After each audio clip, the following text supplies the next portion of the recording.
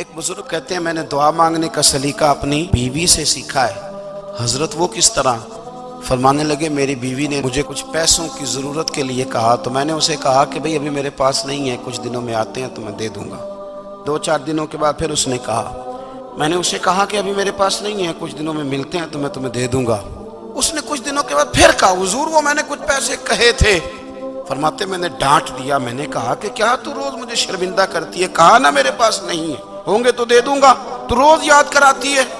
मुझे कहने लगी आपने डांट दिया, मैंने सह लिया, पर आप ही मेरे शौहर हैं, बताएं ना, आपसे न कहूँ तो मैं किससे जाके कहूँ। फरमाते मैं रो पड़ा तो मुझे कहने लगी आपको क्या हुआ? मैंने कहा मुझे भी दुआ मांगनी आ गई है।